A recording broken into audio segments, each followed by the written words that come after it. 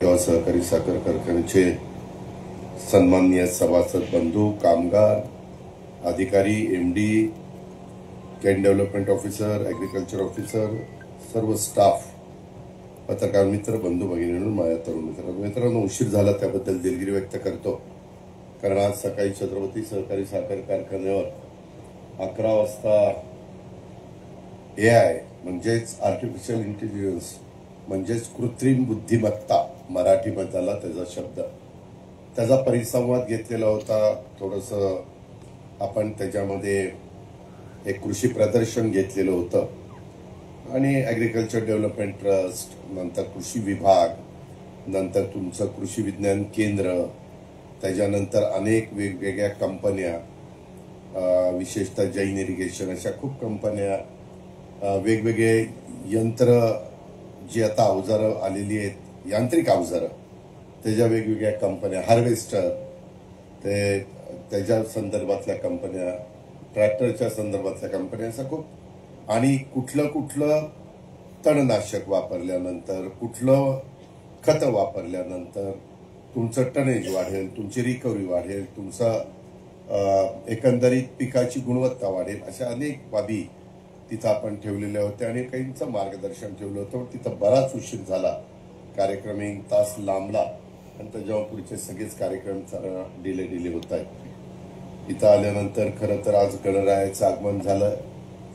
गणरायाच्या आगमनाच्या निमित्तानं माझ्या माळेगाव सहकारी साखर कारखान्याच्या तमाम संचालक बोर्डाचं, सभासदांचं, कामगारांचं, अधिकाऱ्यांचं आणि माळेगाव सहकारी साखर कारखान्यावर जे अवलंबून आहेत त्या सगळ्या घटकाचं मी बारामतीकरांचं, महाराष्ट्राचं, सर्वांचंच गणेशोत्सवाचं आगमन झालं, गणरायाचं आगमन झालं, त्याबद्दल आपल्याला मनापासून शुभेच्छा देतो. बुद्धीची देवता म्हणून आपण गणरायाकडे बघत असतो आणि एकंदरीतच सगळे जाती धर्माचे लोक त्याच्यामध्ये सहभागी होत असतात. यंदा देवेंद्र फडणवीसजी, एकनाथराव, मी आणि सगळ्यांनी हा राजोत्सव म्हणून साजरा करायचा अशा प्रकारचा निर्णय घेतला आणि त्यामुळं एक उत्साहाचं वातावरण नेहमीच असतं.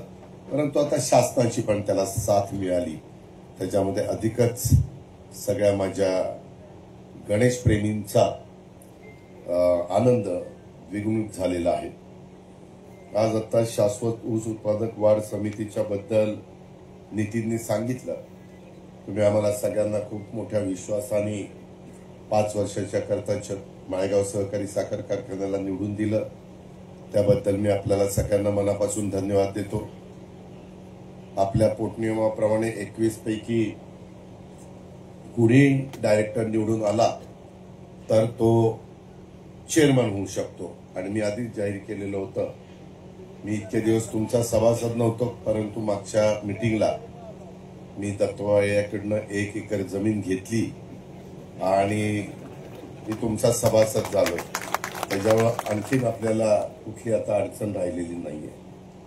त्याच्यातला कुठल्याही गोष्टी नियमाने व्हायला पाहिजेत, त्याच्याबद्दल दुमत असायचं कारण नाही. आम्ही जी सुरुवात केलेली आहे, काम मोठं जिकिरीचं आहे, कष्टाचं आहे, मेहनतीचं आहे, आव्हानं खूप आहेत. परंतु तुमच्यामुळं, बारामतीकरांच्यामुळं, माझ्यासारख्या कार्यकर्त्याला उपमुख्यमंत्री म्हणून कामाची संधी मिळालेली असल्यामुळं अनेक कामं अक्षरशः आपली फोनवर होतात किंवा कुणाला सांगितलं तरी ते ऐकतात. आता उदाहरण द्यायचं झालं की आज आपण इथं या ऊस रोपवाटिकेचा शुभारंभ करणार होतो. शाश्वत ऊस उत्पादन वाढ कशी करायची ह्याबद्दल थोडीशी माहिती देण्याचा प्रयत्न आम्ही तुम्हाला करणार होतो.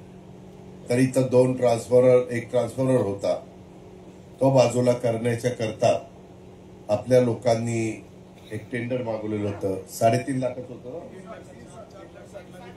3,60,000 दिलं होतं. मी प्रत्येक मिटिंगला येऊ शकत नाही, पण मी मिटिंगला VCच्या द्वारे हजर राहू शकतो आणि त्याच्यातनं आम्ही मध्ये जसं करोनाच्या काळात व्हिडिओ कॉन्फरन्सिंगच्या द्वारे अख्खं राज्य उद्धव साहेब ठाकरे, मी, आम्ही सगळ्यांनी चालवलं होतं. त्याच्यामुळं आता एवढं मोठं तंत्रज्ञान विकसित झालेलं आहे, त्याकरता तुम्ही पाहिजेच असता तिथं असं नाही. आत्ता पण मी कुठेही असलो तरी मीटिंगला MDशी, संगीताताईंशी, बाळासाहेबांशी, सर्व संचालक बोर्डाशी, अधिकारी वर्गाशी मी बोलू शकतो. आणि त्याच्यातून त्यांनी मला सांगितलं असं असं शिफ्ट करायचं. म्हणलं अजिबात पैसे खर्च करू नका. मी आपल्या महावितरणच्या चीफ इंजिनियरला आणि एसींना फोन करून विनंती केली की मी सकाळी तिथं दुपारी येणार आहे, आपण जर यायच्या आत ते काम केलं तर बरं होईल. हे परवा दिवशी सांगितलेलं होतं. काल काम पूर्ण झालं फुकट. सांगायचं तात्पर्य मी जे काही तुम्हाला सांगितलंय ह्या छोट्या छोट्या गोष्टी असतील मित्रांनो, सभासद बंधू भगिनींनो, परंतु तुमच्या आता गाड्या आम्ही कुणी वापरत नाही, त्याच्यावर काही का होईना थोडी का होईना बचत होणार ना.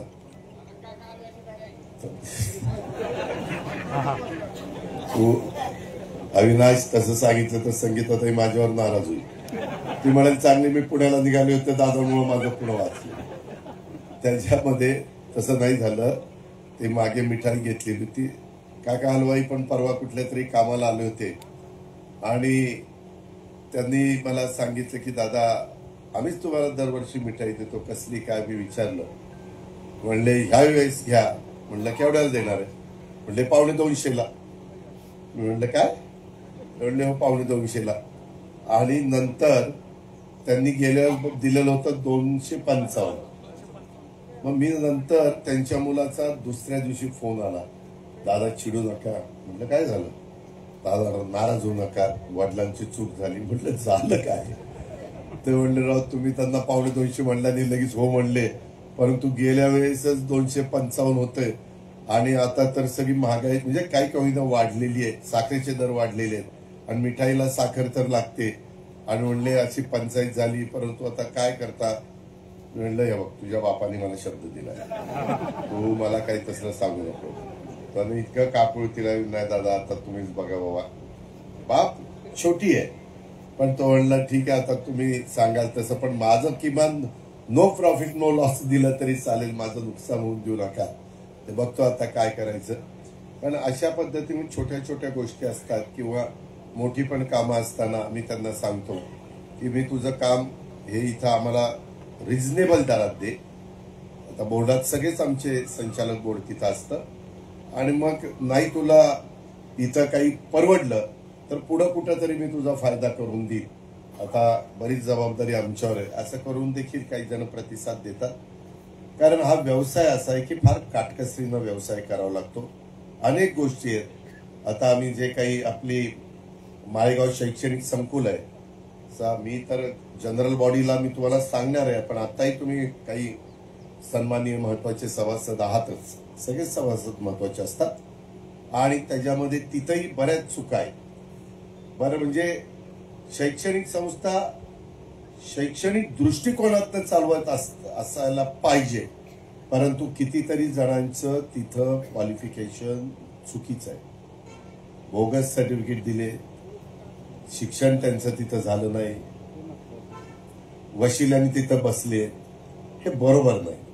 ती शिक्षण संस्था आहे. शिक्षण संस्थेत कधी वशिला नसला पाहिजे. काहींनी फ्रॉड केलेले, आता त्यांचे जवळपास सगळे पैसे भरून घेतले. म्हणजे ह्या पद्धतीनं चाललंय. आपण मला वाटतं केस पण केली मी. आमच्या राठोड म्हणून ॲडिशनल आपले DYSP आहेत त्यांनाही सांगितलेलं आहे. पण जे ऑडिट व्यवस्थित व्हायला पाहिजे, जे CAनी पाहायला पाहिजे वगैरे वगैरे अशा बऱ्याच गोष्टी त्याच्यामध्ये. आता मी परवा तिथं कुलगुरू नांदेडचे चासकर, डॉक्टर चासकर त्यांना पाठवलं होतं. नलवडे म्हणून आपले निलेश नलवडे त्यांना पाठवलेलं होतं. ठोंबरेच तिथं आहेत ना, ठोंबरे तिथं आहे, त्यांना सांगितलं होतं. ठोंबरे म्हणले दादा एवढा दबाव आहे, कुणी येतं दमच देतं. म्हणलं तू तिथं गुपचूप मला टेप कर, कोण दम देतं मला दाखव. मी नाही त्याचा बंदोबस्त केला तर बोल. त्यांनी यावं, नियमाने वागावं. ते प्रत्येक जण मी मालक असल्यासारखंच तिथे येतात. अरे ठीक आहे ना, तुम्हीच मालक आहात, दुसरं कोणी मालक नाही, परंतु मालकांनी पण मालकासारखं वागावं. तिथं काम करणारे आता अलीकडच्या काळात, पूर्वी आपण हे ठेवायचो काय तुझं सालकरी गडी, काही पण ऐकायचे. आपले जुनी लोक त्यांना ठोकायचे, काय काय करायचे तुम्हालाही माहिती आहे. आता त्यांना ठोकल्यावर लगेच मालकावर केसच दाखल होती. एवढे कायदे फार कठीण झालेत, कडक झालेत.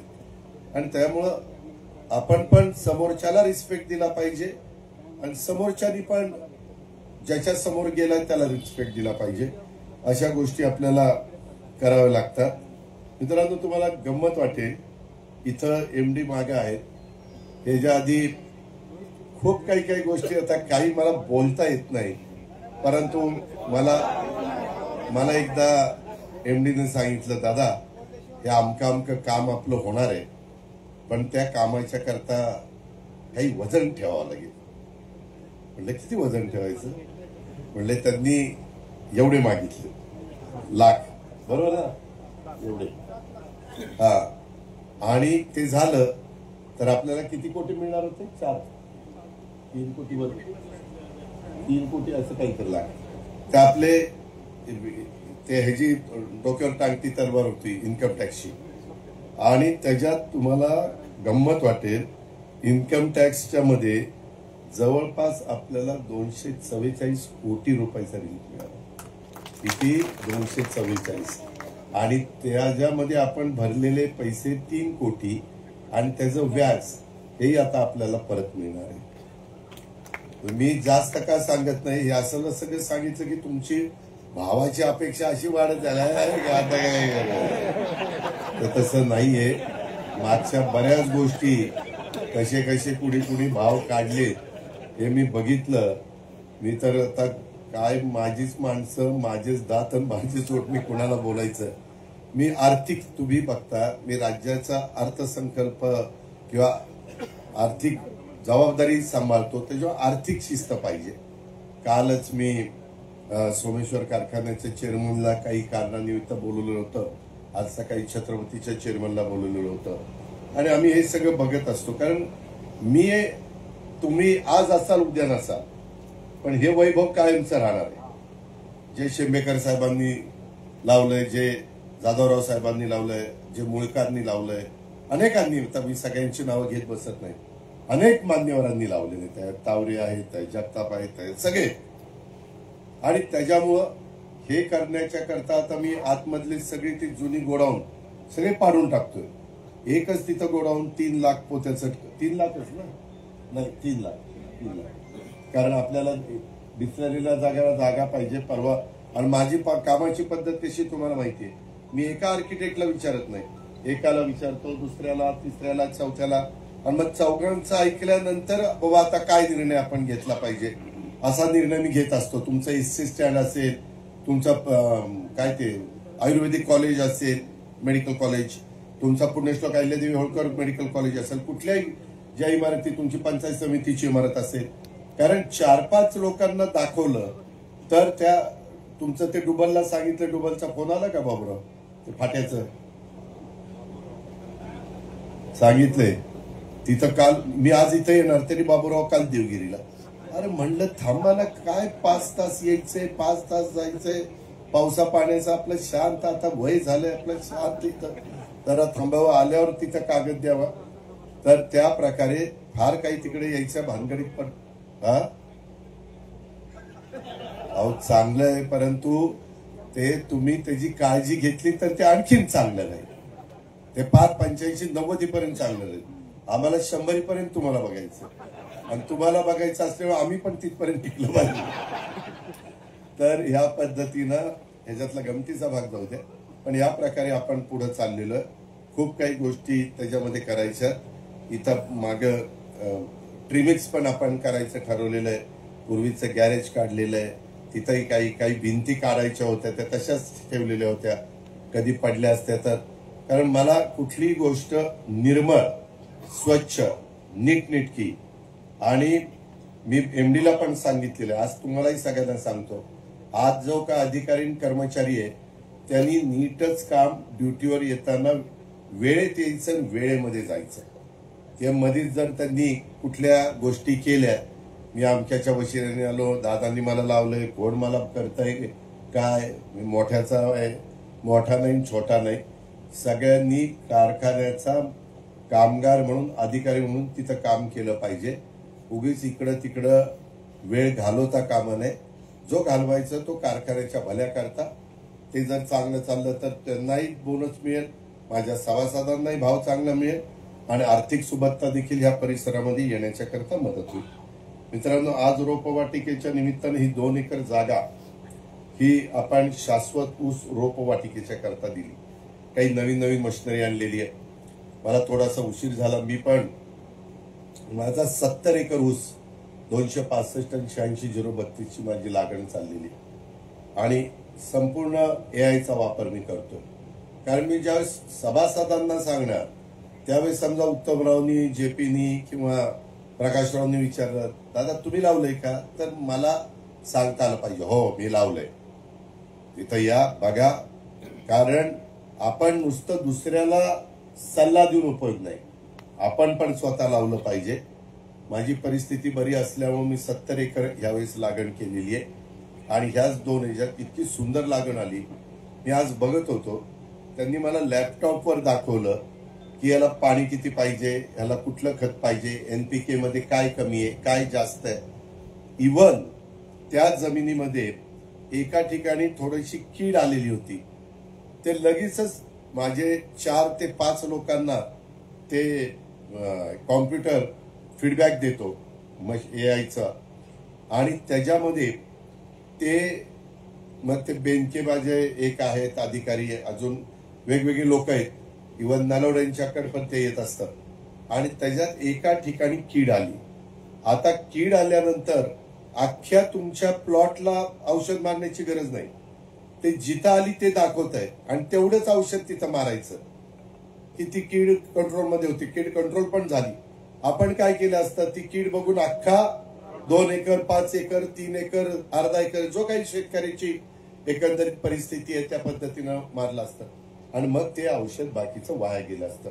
ह्याच्यामध्ये आज माझ्या गेल्या वर्षीपेक्षा आज खतामध्ये सुरुवातच बचतीची झालेली. मला युरिया कमी लागतोय, मला NPK कमी लागतोय. जेवढा लागतोय ते तिथं मागतोय. क्षारयुक्त पाणी असेल तर काय केलं पाहिजे, कुठल्या जमिनीमध्ये कसं, मगाशी बोलत असताना मला वाटतं नितीन बोलत होता, ह्याच्यामध्ये माती परीक्षण, पाण्याचं परीक्षण, पानांचं परीक्षण, पान त्याचं परीक्षण, ह्याच्यावर ते एआय ठरवतं की तिथं काय केलं पाहिजे, किती प्रमाणात केलं पाहिजे आणि पाणी किती दिलं गेलं पाहिजे. पाण्याची पण बचत होते. पाण्याची तर तुम्हाला आश्चर्य वाटेल 50% बचत होते. आज आपली धरणं भरलेली आहेत. आज मला डुबल म्हणला की मी कॅनॉल बंद करतो, आता कॅनॉल बंद होणार आहे. शेतफळ भरलेलं आहे खालचं. सगळे तलाव जेवढे शक्य होते तेवढे भरून दिले. तुम्ही जेव्हा सांगाल तेव्हा पाणी सोडून तेव्हा काय अडचण नाही, परंतु तोपर्यंत क्लोजर आणून आपल्याला त्या कॅनॉलची काही कामं करायची राहिली ती त्यांना म्हणलं पटकन करून घ्या. कुठं ब्रिजचं काम आहे, कुठं आणखीन कशाची कामं आहेत, त्या पद्धतीनं त्यांना करायला सांगितलेलं आहे. एवढा आमूलाग्र बदल त्याच्यामध्ये झाला. त्याच्यामुळे इथं मगाशी कुणी बोललं, इकडनं आवाज आला, माती परीक्षण, पाणी परीक्षण आणि पानाचं परीक्षण हे खूप महत्वाचं आहे.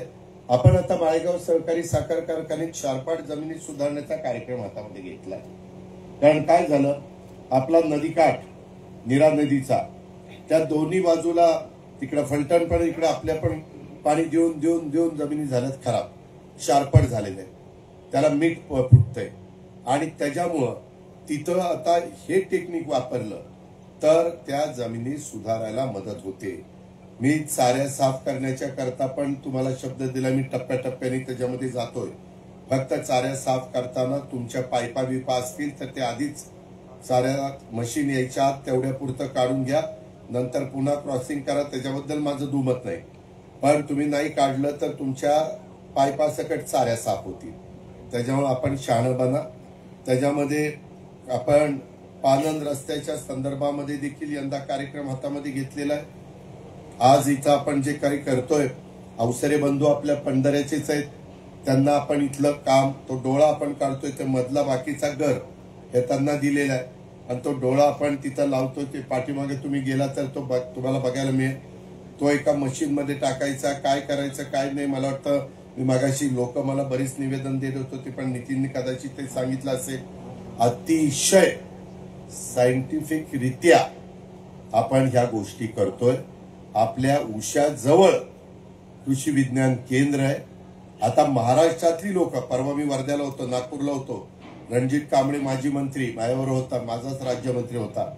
तो मला म्हणला की दादा मला मध्ये बारामतीत आलो पण 3 तासात काही मला बारामती बघून झाली नाही, मी एक दिवस मुक्कामाला येतो, अजून काही लोक घेऊन येतो. म्हणलं या बघा, शेवटी बाहेरची विदर्भ, मराठवाडा, उत्तर महाराष्ट्र, पश्चिम महाराष्ट्रातले लोक येऊन ते बघतायत आणि शिकतायत आणि आपल्या शेतामध्ये अनुकरण करतायत.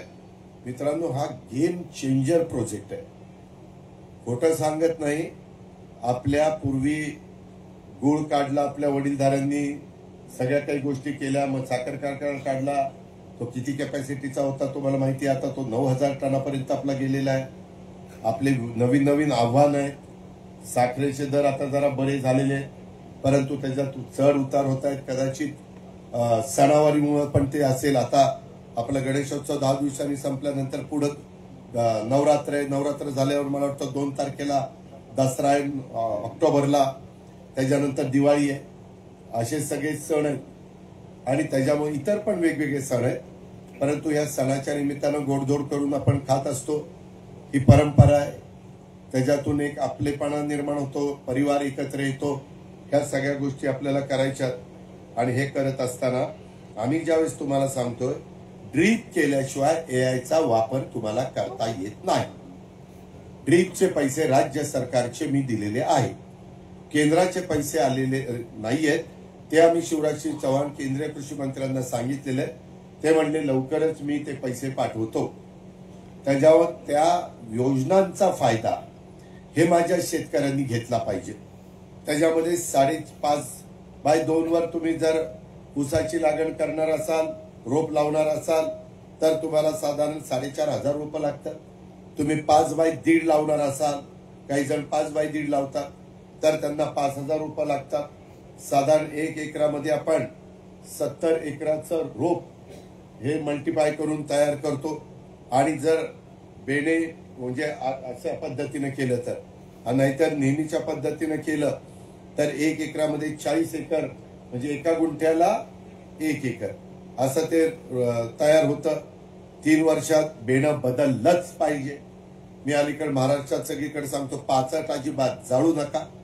आता तर तुम्हाला टनेज वाढवायचा असेल, जो छोटा अल्प किंवा अत्यल्प भूधारक शेतकरी आहे त्याने आपलं स्वतःचं 65 ऊसाचं काढा.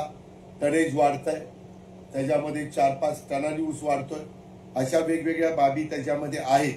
आम्ही आता इथं 265, 86,032, 10,001, 13,007 आणि 15,012 अशा इथं प्रात्यक्षिक तुम्हाला दाखवलेलं आहे. बोर्ड पण लावलेलं आहे कुठला. आणि तुम्ही स्वतः बघायचं कसं चाललंय. हे तुमच्या शेतातच असल्यासारखं आहे. आणि मग इथं तुम्हाला त्याचा साधारण पोत कसा चालला आहे, कशा पद्धतीनं हे घडतंय, हे सगळं बघायला मिळेल. आणि पूर्णपणे मला सीडीओला सांगायचं आणि ऍग्रिकल्चर ऑफिसरला सांगायचं, जी आपली एआयची पद्धत आहे त्या तंतोतंत पद्धतीचा वापर करून हे सगळं झालं पाहिजे. त्याच्यामुळं, कारण उद्या माझा शेतकरी इथं येऊन बघेल, ते बघितल्यानंतर तो ठरवेल नाही मी माझ्याही शेतात करेल. आता आपण 1,000 एकरात 1,000 शेतकऱ्यांच्या मध्ये कृषी विज्ञान केंद्र बारामतीनं हा सगळं केलंय. ज्याचं टनेज 35-40 टन होतं तो 75 पर्यंत जातो.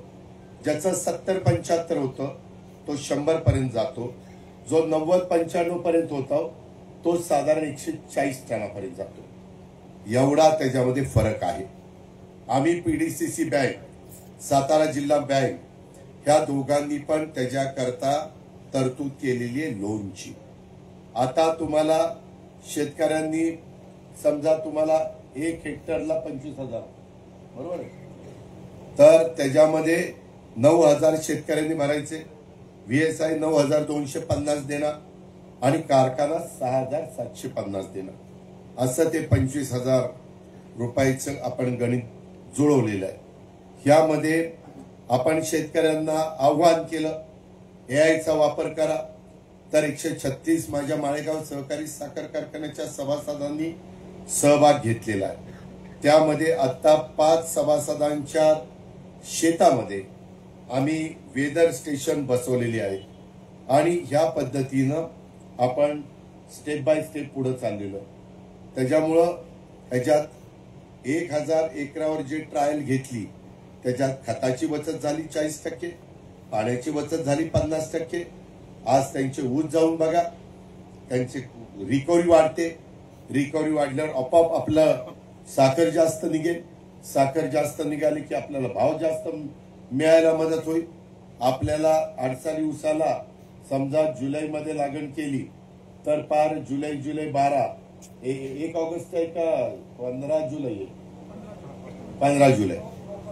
15 जुलै रोपाला 1 महिना पुढं. कारण नेहमीसारखी केली तर जुलै 12 ऑगस्ट सप्टेंबर ऑक्टोबर नोव्हेंबर 12 4 16 17 महिने लागतात. ह्याच्यामध्ये तुम्ही रोप लावलं तर त्याला फक्त 14 महिन्यामध्ये रिकव्हरी येते आणि अतिशय चांगला ऊस तयार होतो. आणि तो रिकव्हरी जास्त देणार असल्यामुळं आपण एआयचा लावलेला ऊस तो बघून त्याला प्राधान्य देऊ. त्याची रिकव्हरी आली चांगली की तो त्या ठिकाणी तोडला जाईल, अशाही पद्धतीचा निर्णय घेऊ. कारण लोकांनी काळानुरूप बदललं पाहिजे. पाणी सारखं देऊन देऊन पुढच्या पिढ्यांचं आपण नुकसान करतोय. आपली जमीन खराब होऊन जाईल. आपल्या पंजोबा पंजोबा आजोबा आपले वडील आणि आता आपली पुढची पिढी असं हे सगळं आपल्याला टिकवायचं. आणि पुढं पण वर्षानुवर्ष तुमच्या नातवंडा करता पतवंडा करता सगळ्यांच्या करता ते राहिलं पाहिजे. आणि ते मशीन इतकं व्यवस्थित दाखवतं की बाबा काय परिस्थिती आहे, कशी परिस्थिती आहे. काही प्लॉटमध्ये एकाच ठिकाणी कुठं युरियाचं प्रमाण जास्त असतं, कुठं कमी असतं. हे सगळं वेदरच्या निमित्तानं त्यामध्ये तुम्हाला स्वतःला पाहायला मिळतं. तुमच्याच मोबाईलशी ते जोडून दिलं जाईल. अशा पद्धतीनं हे टेक्निक सगळं विकसित झालेलं आहे. त्या गोष्टीचा फायदा माझ्या माळेगाव सहकारी साखर कारखान्याच्या सभासदांनी उचलला पाहिजे. हा जो आपला शाश्वत ऊस रोप वाटिका आहे त्याच्यामध्ये 2 एकर जागेत एका महिन्याला आता आम्ही 6 लाख रोपं करू शकतो. उद्याच्याला तुमची मागणी वाढली तर आम्ही महिन्याला 12 ते 18 लाखापर्यंत पण जाऊ शकतो, मल्टिप्लाय तसं केलं तर. पण तुम्ही रोपं नोंदवली पाहिजे आणि तुम्ही घेतली पाहिजे तर ते होणार आहे. हे सगळं केल्यानंतर आपलं टनेज भरपूर वाढेल. आपल्याला ऊस मुबलक त्या ठिकाणी उपलब्ध होईल.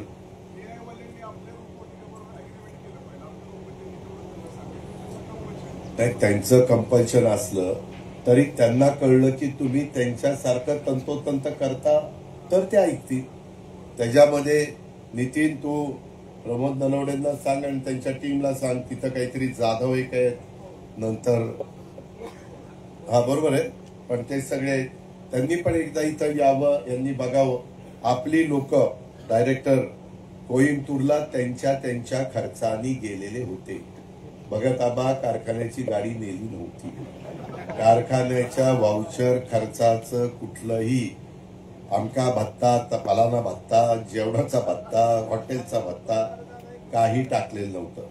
बोर्डाला विनंती केली की जे स्वतःच्या खर्चाने जातील त्यांनी जावा, बघा, या, अभ्यास करा आणि ते आपल्या इथं आणण्याचा प्रयत्न करा. तशा किती दिवस गेला तो? 2 दिवस त्या पद्धतीने हे गेलेले होते. त्याच्यावर ज्यांना संधी मिळाली नाही त्यांनी धन्यवाद द्यावेत की बरं झालं या 5 वर्षात ह्याच्या काळात आपण गेलो नाही. आता गाडी नाही, जेवायला नाही, भत्ता नाही, बाहेर गेल्यानंतर वगैरे काहीच नाही. म्हणल्यावर काय डायरेक्टर झालं काहीच नाही, झालं काहीच, फक्त नाश्ता नाही.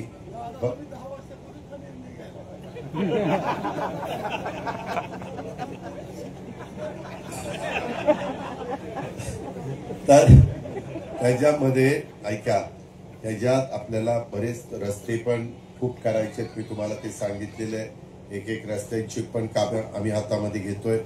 थोडंसं आपण ह्या सगळ्या करताना थोडं आपण पण पेशन्स ठेवा. मी स्टेप बाय स्टेप आम्ही सगळेच, मी काय एकटा करू शकत नाही. आपलं बोर्ड, आपल्या व्हाईस चेअरमन, आपले सगळे सिनियर डायरेक्टर,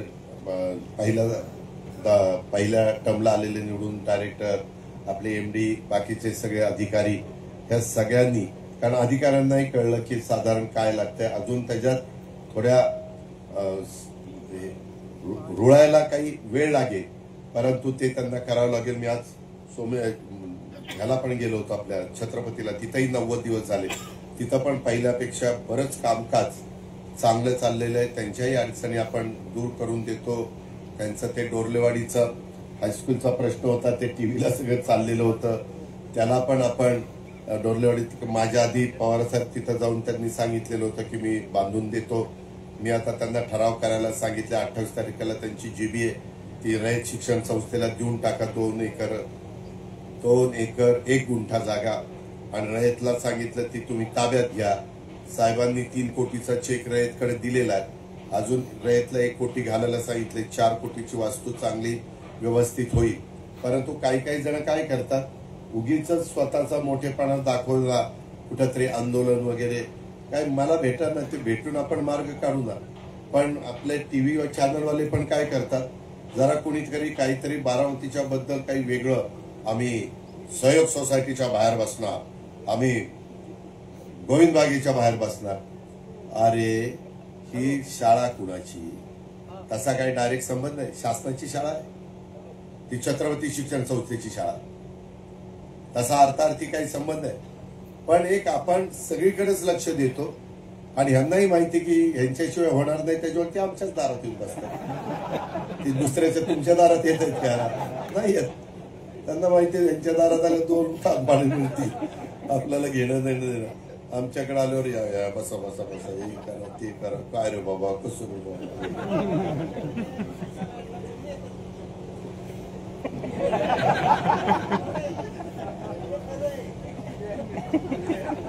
तुला बघितली की तुझ्या बापाची आठवण होती बाळासाहेबांची. तर सगळ्यांनी, नवीन पिढीने पण चांगलं काम करावं, सगळ्यांनी चांगलं काम करावं. मी माझ्या परीनं जेवढं काही मला माहिती आहे, मला नवीन पण माहिती अवगत झाली, तर साहजिकच मी माळेगावला, सोमेश्वरला, छत्रपतीला, इथं कसं मला पहिलं देता येईल, NCDC वगैरे सगळ्या गोष्टी आपण त्या बाबतीमध्ये करण्याचा प्रयत्न करतो. MSC बँक आपल्याला मदत करते, PDCC बँक आपल्याला मदत करते. नियमान आपण कुठं असं वेडवाकडं करायचं काही कारण नाही. पण काही गोष्टी आता बाळासाहेब, मी परवा माहिती घेतली, आपल्या दुसऱ्या शिक्षण संस्थेमध्ये त्या कॉलेजला फी जास्त आहे, आणि आपल्या इथं फी वाढवलीच नाही. कुठं? माळेगाव शैक्षणिक संकुलला. आणि त्याच्यामुळं आपला तोटा वाढत चाललाय. तुम्ही जर बघितलं तर तुम्ही पण आश्चर्यचकित व्हाल. मला कळत नाही तोटा कशा करता करायचा. बरं, आपल्या सभासदांना त्याच्यामध्ये कन्सेशन आहे, पण जे बाहेरच्या सीट आहेत त्याचे जास्त पैसे मिळाले असते, ते घेतले असते तर आपलं थोडी परिस्थिती चांगली व्हायला मदत झाली असती. त्याच्यामध्ये प्रॉफिट कमवायला आपण शिक्षण संस्था काढल्या नाही, परंतु त्याचा तोटा करून कारखान्याचे पैसे त्याच्यात घालायला पण आपण शिक्षण संस्था काढल्या नाही. पहिल्यांदा काय थोडीशी गुंतवणूक करायची होती ती केली. या अशा काही गोष्टी आहेत, त्याच्यावर काही बाबतीत मला कठोर निर्णय घ्यावे लागतील. आज पण निवेदन देत असताना मला माळेगाव कारखान्यात लावा, मला PDCCत लावा, मला इकडं लावा, मला तिकडं चिटकवा. PDCCच्या लेखी परीक्षा झालेल्या आहेत. लेखी परीक्षेत तुम्ही पास झाला तर तोंडीला काही मदत मी करू शकेल, किंवा दत्तोबा असतील, संभाजी असेल किंवा रणजित असेल, हे करू शकतील. पण लेखित तर तुमचं तुम्ही MKCL परीक्षा घेतलेल्या आहेत. त्याच्यात आपल्याला तिथं पण मेरिटची, पूर्वी कसं व्हायचं, डायरेक्टर जो लावेल तो लावेल, आता त्याच्यात शिक्षणाची अटी आलेली आहेत. त्याच्या नोकरीला भरती करताना काही संस्था निवडल्या, त्या संस्थामार्फतच सहकार विभागाने दंडक काढलेला की तुम्ही तिथं त्यांना इंटरव्ह्यू घ्यायला लावून, परीक्षा घ्यायला लावून तुम्ही सिलेक्शन करा. मी पुणे जिल्ह्याला प्राधान्य देणार आहे, त्याबद्दल दुमत असायचं काही कारण नाही. जेवढं जिल्ह्याला आणि 13 तालुक्याला प्राधान्य देता येईल ते देण्याचा प्रयत्न, मी तिथं नाहीये, परंतु माझे ऐकणारे लोक तिथं जास्त असल्यामुळे मी त्यांना तसं सांगितलेलं आहे. सीईओला पण सांगितलंय, चेअरमनलाही सांगितलं, व्हाईस चेअरमनला पण सांगितलंय आणि त्या पद्धतीनं तुम्हालाही माहिती, मी प्रत्येक जनरल बॉडीला तिथं असतो. अशा या सगळ्या गोष्टी मित्रांनो आपण करतोय. आता मला आपला ते दिनकर रोपवाटिकेचा आकाश शिंदेचं एक पत्र आलं. म्हणलं दादा, स्वामी समर्थ नर्सरी पंढारे, मोर्या नर्सरी माळेगाव खुर्द, दिनकर रोपवाटिका माळेगाव खुर्द, आम्ही तिघांनी टेंडर भरलं होतं, आम्हाला बोलवलं, आम्ही रेट कमी केले, परंतु नंतर मी 87 पैसे भरलं, परंतु नंतर स्वामी समर्थांनी 85 पैसे केलं. आता 2-2दा 3-3दा तुम्हाला बोलवलं. तुम्ही एकदा बोलवल्यावर सांगा ना की बाबा ही लास्ट ऑफर मला परवडते. तुम्ही परत आता मला पत्र देणार नाही. ते 85 त्यांना दिला, आता 85 पेक्षा मला कमी करायला लावलं असतं तर मी केलं असतं. असं कसं सांगता येईल की बाबा त्याच्यामध्ये तुम्ही तिथं टेंडर भरल्यानंतर आम्ही तुम्हाला त्या बाबतीमध्ये सांगायचं की अविनाश गोफणे त्यांचं 85 आलेले, तुम्ही अजून कमी करा.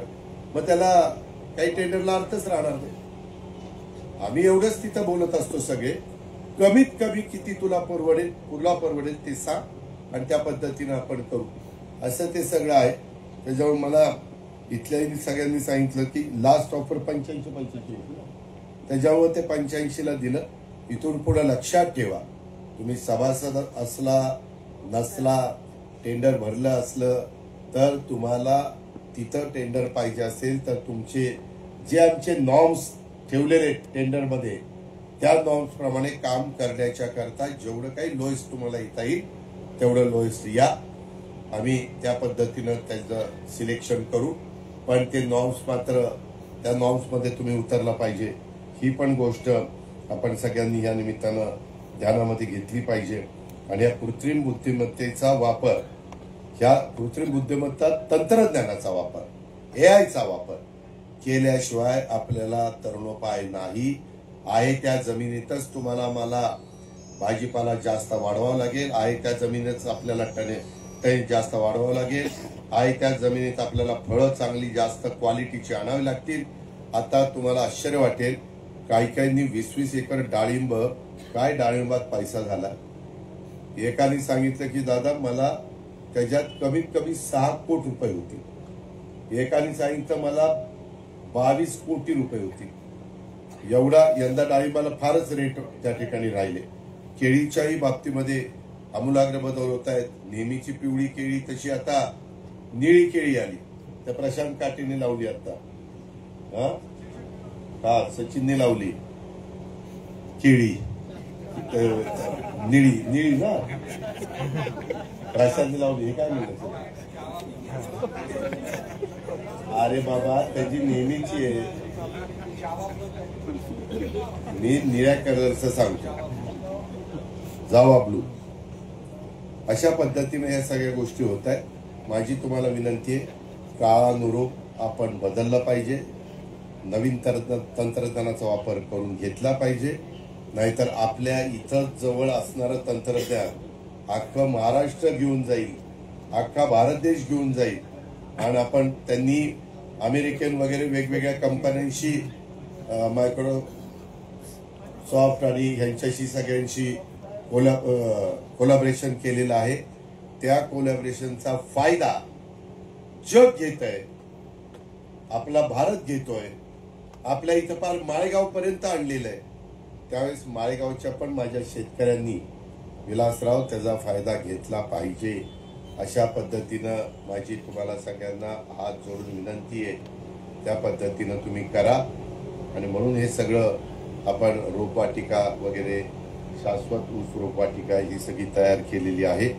आणि त्याच्या शुभारंभाच्या करता मला वाटलं नव्हतं भाषण करायचंय, परंतु आज मला खूपच अजून कामं आहेत. पण आपण सगळेजण आला. पुन्हा एकदा आपल्या सगळ्यांचं कारखान्याचा चेअरमन या नात्याने मनापासून स्वागत करतो. जे काही निवेदन दिलेली आहेत त्याच्यातली ज्या निवेदनाचं ज्या पद्धतीनं मला मार्ग काढता येईल तो मार्ग काढण्याचा मी प्रयत्न त्या ठिकाणी करीन. आणि सर्वांनी या असणाऱ्या शाश्वत ऊस रोपवाटिकेचा फायदा घ्यावा. आणि आपल्या काळ्याची इमाने बरेच सेवा करत असताना त्याच्यामध्ये एआयचा वापर करून, कृत्रिम बुद्धिमत्ते या तंत्रज्ञानाचा वापर करून आपल्या शेतीमधनं जास्त उत्पादन काढून आपल्या प्रपंचाला, आपल्या मुलाबाळांच्या लग्न कार्याला, त्यांच्या शिक्षणाला हातभार लावावा आणि आपल्या घरामध्ये आर्थिक सुबत्ता आणावी, हीच आग्रहाची, नम्रतेची, कळकळीची विनंती करतो. या ठिकाणी थांबतो.